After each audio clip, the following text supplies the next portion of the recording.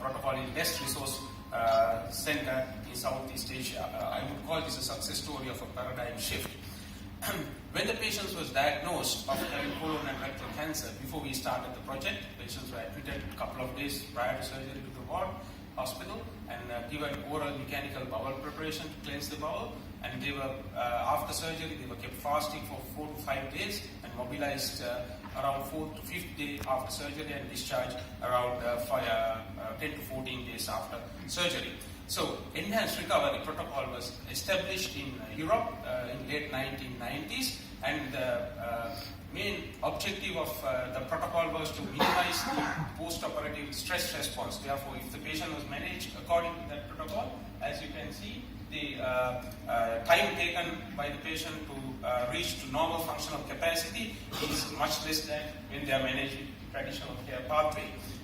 I was involved in implementing this protocol in United Kingdom, where I had my postgraduate training, and when I came back to Sri Lanka, my objective was to establish this in our country to get the benefit of this protocol to our patients in the public sector. But I realized it was very difficult to implement the entire protocol in our settings, so we had to, initially we had to make some changes in the settings. For example, improving the staging process of rectal cancer. We make the arrangements to get pelvic MRI in our center, but my hospital didn't have an MRI facility, so we managed to make an MOU between my hospital and a private sector hospital, and I'm happy to say about 90% of our rectal cancer patients during the last 2 years had staging MRI. Then we educate our nurses, anesthetic staff and junior doctors about our protocol, and also improve the laparoscopic services in the hospital by using annual health budget that is coming to the hospital from the government funding. Then the most important aspect we address, educating the patients and patients' relatives. We publish 2 booklets on local language. These books are given free to the patients when they come to the clinic and to the hospital for surgery. And more importantly, we establish a 24-hour patient hotline where they can contact us at any time, especially after they were discharged. Then the ethical approval was taken from the University Ethics Committee to make some changes to adapt to our system.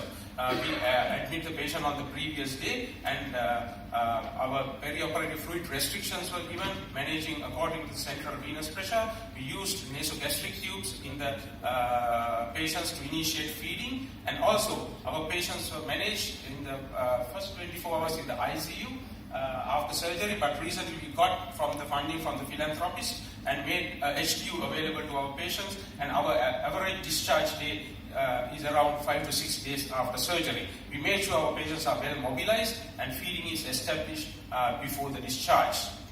Then we made a ERAS checklist by our own and made sure that all the steps that we followed in the ERAS protocol was properly adhered. It was done before induction of anesthesia, after surgery and before discharge. And also this is very important in auditing and research purposes in our unit.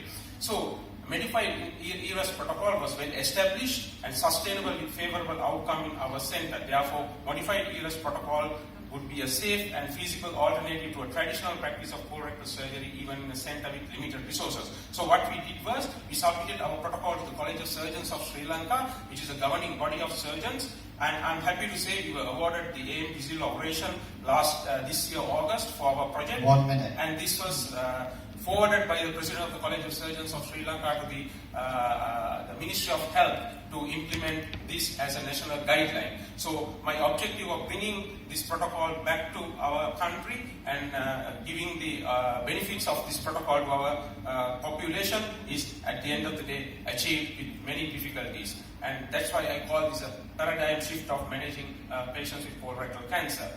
Modified ERAS would be a safe alternative to the traditional practice of colorectal surgery in Sri Lanka, and it can be implemented at the resource-poor setting in a cost-effective way with accepted outcomes. Team effort is very important in sustainability of the project, and frequent auditing is vital to improve the quality of our services. Thank you so much.